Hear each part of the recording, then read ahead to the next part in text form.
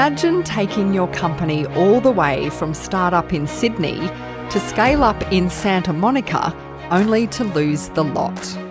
It was a beautiful sunny day, as they all are in Santa Monica outside, sitting there kind of end of year doing our analysis on how the year had gone and looking at the numbers and going, yeah, this is not working. We've actually don't have that much money left in the bank. We've probably got about 6 months runway at the rate that we're burning the cash. Yeah, what the hell are we going to do? This is not good. Tough, right? Entrepreneur Michael Fox might not have found the ultimate success with his first startup, Shoes of Prey, but he's one of the most resilient people in the startup community. When he sees a curveball, he just bats it away and keeps on moving. We first met Michael in season 1 of Curveball, so if you haven't heard that episode, do go back right now and hit download because, boy, it is so good. Michael's so honest and it's certainly a roller coaster journey. But thankfully, he's been back on the climb up. So with several exciting new developments at his next startup, Fable Food, I thought it was time for a quick check-in. Welcome back, Michael. Thank you, Kellie. Good to chat to you again, and you're very kind with that introduction. Cheers. It's been nearly a year since we caught up, so just remind Curveball listeners what Fable Food is all about. So our mission is to help end industrial animal agriculture, and we do that by making delicious meaty food from mushrooms that helps make it easier for people to reduce their meat consumption. And how exactly do you do that? How do you make a meat product from mushrooms? Yeah, so my co-founder Jim Fuller is a fine dining chef who studied chemical engineering and mycology, which is mushroom science. He's got a very unique skill set, and he knows everything. He's worked as a fine dining chef for a decade. He's worked in the mushroom industry and on mushroom farms for over a decade. So he knows everything there is to know about how to grow mushrooms, their sort of cellular makeup and chemistry, and how to cook the mushrooms in a way that kind of brings out the meaty umami flavors and textures, and sort of de-emphasizes some of the more mushroomy sort of traditional mushroomy textures and flavors. The magic of the taste and texture of the product is all Jim's doing. And so how's business going 12 months on from when we last spoke to you? Yeah, it's been a really, really awesome 12 months. I mean, we've been very lucky because I know it's been a tough year for many businesses out there, but yeah, we've been fortunate. We've rolled out into some major sort of premium quick service restaurant chains. So we launched our second product, which is a meaty mushroom burger, nationally into grilled. So they have 3 Fable branded burgers on their menu. One of those burgers we did in collaboration with the British chef Heston Blumenthal. And then we've also launched into Guzman and Gomez, the Mexican chain nationally, and they've got our Fable shredded mushrooms on their menu as one of the protein options that you can put into your tacos or burritos or on your nachos.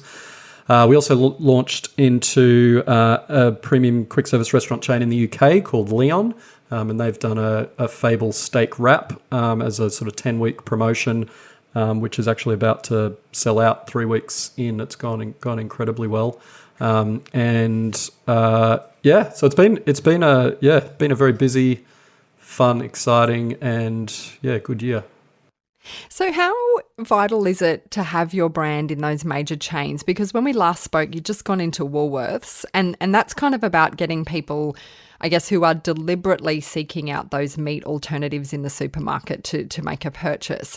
But how different is it to be in Grilled or Guzman and Gomez, where someone might discover your mushroom alternative kind of not even knowing that they want it? Yeah, exactly. They're great partners. Like, firstly, both of those chains do amazing food. I am a big eater of their products even before Fable went in, and more so now. So their chefs are able to take our product and turn it into, in Grilled's case, an incredible burger, and in Guzman and Gomez's case, they mix it with their Mexican spices and turn it into amazing Mexican food. So for the end customer, it means that end customer has an amazing experience trying the product for the first time. We spent nearly 2 years developing our burger patty product, so I've cooked probably hundreds of Fable burgers at home during the development process, and I have never been able to cook it as well as the 3 burgers on the Grilled's menu. And I guess that makes sense, right? They're like burger specialists and chefs, and so by partnering with those chains, we can ensure that customers have like an incredible experience with the product for the very first time, so that their introduction to Fable is really good. And once you go into those chains and the one that you mentioned in the UK, what does that mean for your business? Those huge contracts, like, has that meant some growth? Can you talk me through the sort of scale that you've had to develop around these big contracts? Yeah, so they're definitely big customers for us. We've been in retail with Coles and Woolworths, and those are obviously also very large customers. Grilled have about 135 stores nationally. Guzman and Gomez have 160 stores nationally. They're big volume stores. They're not just your little suburban restaurants. They're sort of quick service restaurant chains that are built around doing solid volume. So that translates into big volume for us. So it's been a challenge for us to be able to scale up our manufacturing and supply chain for them. We've been fortunate. We've been able to do that. We'd sort of, our mission is to help end industrial animal agriculture. We've sort of built the business with scale in mind. So we were able to scale up to those volumes relatively easily. The UK adds some additional challenges because we're importing, shipping, or exporting and importing in a completely different market on the other side of the world. So, international logistics are a real challenge at the moment. So a few challenges there. Overall, we kind of built the business with this sort of scaling in mind. So it's always been part of the plan, and so far going to plan, which is nice. So we always, of course, lean into the curveball moments and those challenges. And you were so brave last time to talk about some of those twists and turns for your first startup, Shoes of Prey. What's been the curveball moment or the biggest challenge that you've had with Fable Food so far? Yeah, touch wood, so far, none of the enormous challenges that like what we had with Shoes of Prey. It really has genuinely pretty much gone to plan so far. Probably the biggest curveballs, though, are COVID related. We sort of do a monthly investor update, and as part of that update, we put down sort of what our biggest challenges are, and they're all COVID related. So we work with co-manufacturing partners based in Malaysia. We haven't been able to travel to Malaysia for a bit more than 18 months now. So launching we've got one team member on the ground in Malaysia, so that helps. But Jim developing our meaty mushroom burger at our development kitchen in Melbourne. Not being able to go to the manufacturing partner in Malaysia as we're sort of scaling up production and commercializing the product, that has posed a whole bunch of challenges.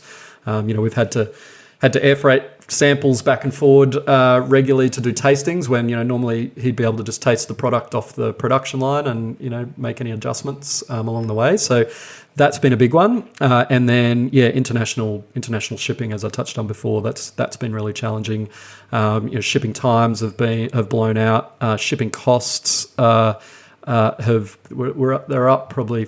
They're probably 4 times what they were 2 years ago. Wow. Shipping from Malaysia to Australia. Shipping to the US, they're up about 8 times. So, where it would have previously, we're sort of planning a launch in the US shortly and shipped our first container of product. Normally that would have cost maybe $4,000 or $5,000 to ship a container. Instead it costs $20,000. Wow.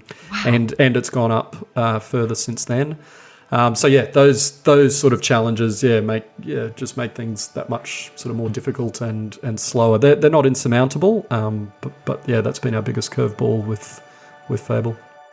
Shortly, we'll hear another twist for Michael, one that saw him take on an unusual living arrangement. That's shortly on Curveball.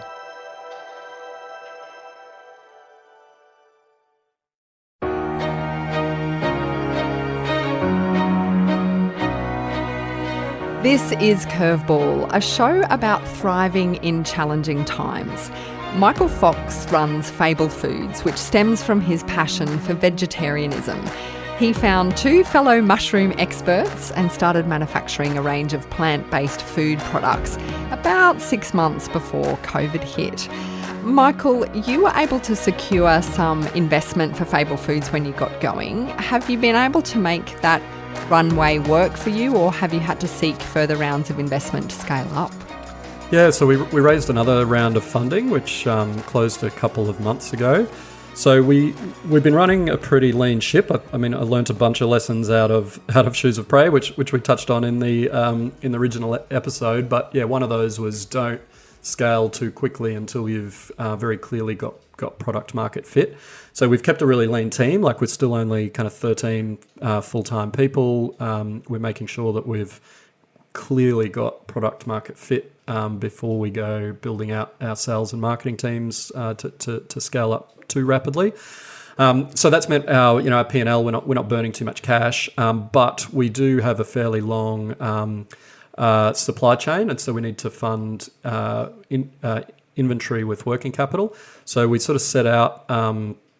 Actually, it's about the time the first episode went to air, we sort of started talking to some venture debt firms about raising some debt just to fund working capital.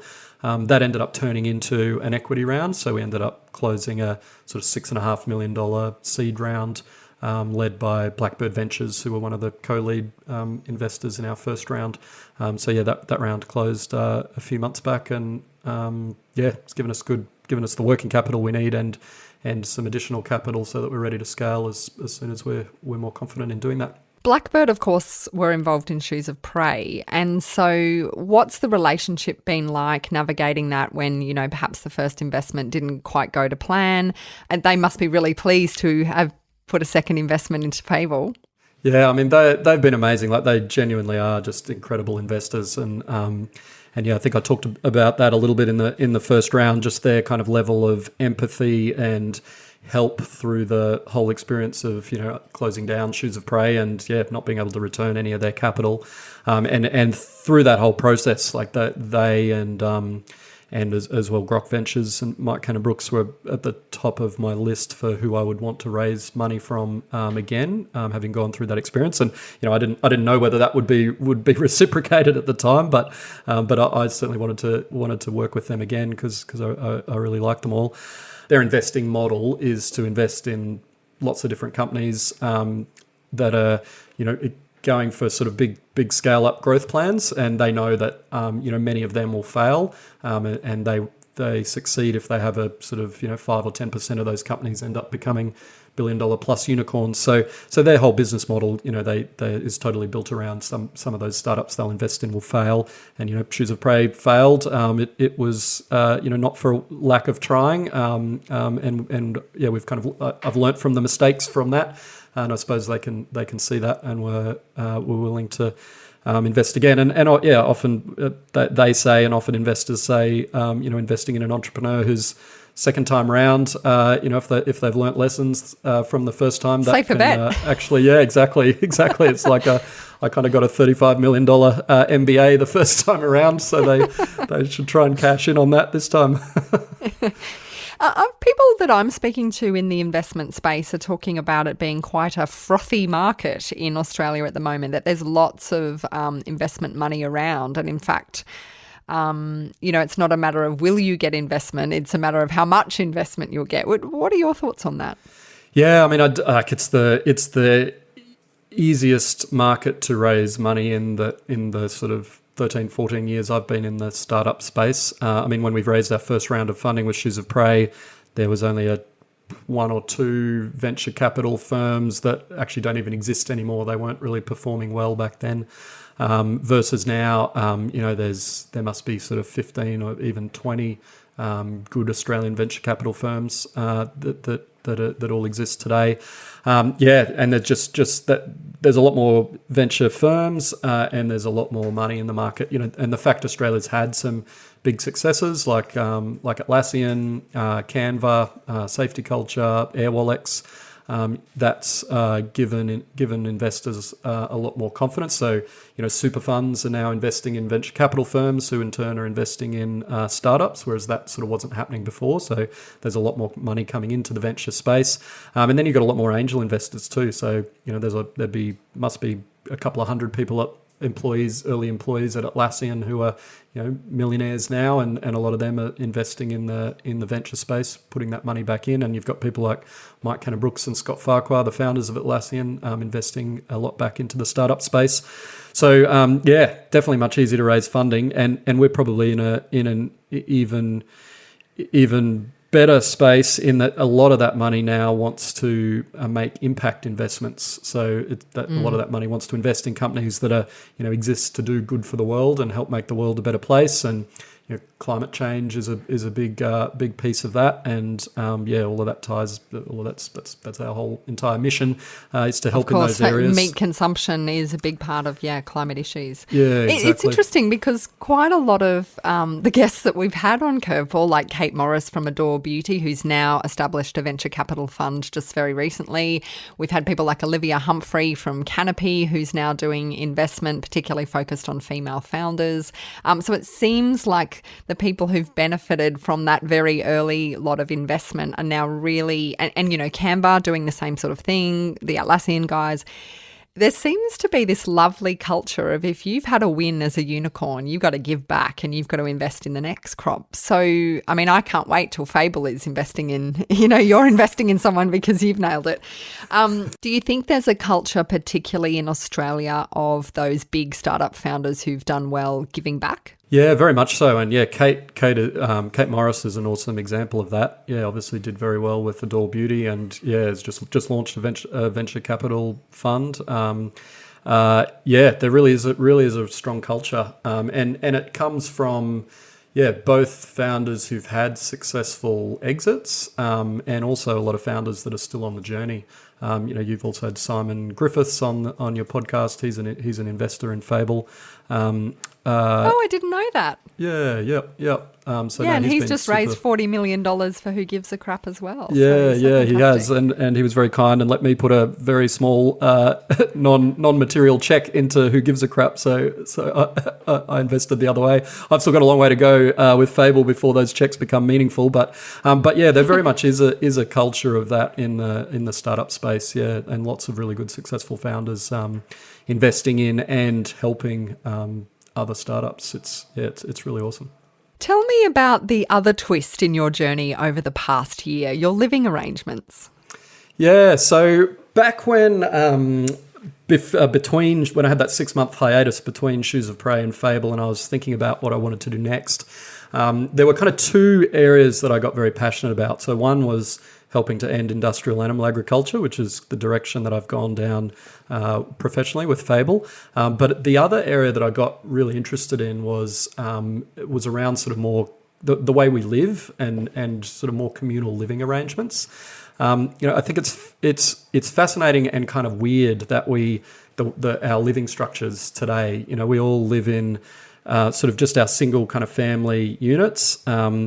You live in a house or an apartment, and actually even the name apartment, like literally apart from each other. And I lived in my 20s and early 30s, I lived in apartments in Sydney and literally didn't know the names of the people who were half a meter from me on the other side of the wall. Like it's just humans evolved in much more kind of communal, larger family and friend groups.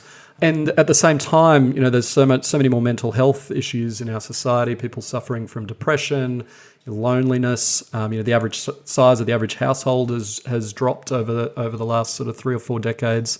It just seems odd. And then so I had all of that thinking, and then coupled that with, I've got my 2 kids are about to turn 5 and 3, and trying to, as 2 parents at home on the weekend, if it's just the 4 of us at home, the kids get bored, So we've got to try and entertain them. That's kind of difficult for us to keep them engaged and entertained. And you compare that with when, we have friends over who've also got young kids. The kids go off and play together, have an awesome time. The adults can sit back and, have a glass of wine and dinner, and we have a good chat and a great time. And just everyone, you can just see everyone is happier. The kids are happier, the adults are happier, everyone's happier. And so the thought was like, why don't we live in more kind of communal groups? Not necessarily the kind of picture of the sort of hippie commune where everyone's kind of living in maybe the extreme would be one big room together, maybe not going that far, but why not have more, a sort of much stronger sense of community. So my wife and I bought a 41-acre property earlier this year, sort of March this year, and moved here in April on the Sunshine Coast in Palmwoods. And we'd met some friends late last year who had a sort of similar vision and had always wanted to do a similar thing. So the property that we bought has a kind of 3-bedroom house and a granny flat. So our family's moved into the 3-bedroom house. Our friends have moved into the granny flat. They're just a couple, though they're pregnant. So the group will be expanding shortly. But yeah, we kind of live as neighbours. Like there is actually a door between the house and the granny flat, but we put a bookshelf in front of that door. So it's kind of like we're living in two connected, houses or apartments. But then we do a whole bunch of stuff together. So we've renovated the shed on the property, and when people come around, we kind of can all host down there. We've got a veggie garden going that our friends kind of take the lead on, but we also help with, and so we grow all our kind of herbs and vegetables and everything together. There's some fruit trees on the property, and we're sort of working together on the weekends on planting a whole bunch more fruit trees. There's about 200 banana palms, kind of things like that on the property. And we have dinner together sort of a couple of nights a week as well. And yeah, it's just been a really, really nice way to live. It's not too intense. We're not living in each other's pockets, but we get a lot of the benefits of just living close to friends. And yeah, we hope to sort of expand on that over the coming years. Michael, I love that every time I talk to you, you're just a machine of ideas. There's always just things ticking over in your head. It's been so nice to catch up with you, and congratulations on the expansion into fast food. Thank you, Kellie. Appreciate it. And congratulations with all your progress over the last 12 months too. It's been awesome hearing how you've been going with all that. Yes, it's been nice to surround myself with so many great startup founders and entrepreneurs. I've been, this has been a project that has worked for me on a number of levels. Yep. No, it's awesome. Michael Fox from Fable. And do go back and listen to the original interview I did with Michael. It's in your podcast feed right now, because between his Shoes of Prey business and then Fable, he's seen his way through so many ups and downs. And we're keen to meet new leaders and new entrepreneurs on Curveball. You can suggest a guest by dropping a line to hello@deadsetstudios.com. And you should also tell a friend about our show, of course. Grab a colleague in the work corridor or send a link to the show, because there's so many great leaders here sharing their stories, warts and all. And you can follow Curveball in your podcast app so you never miss an episode. I'm Kellie Riordan.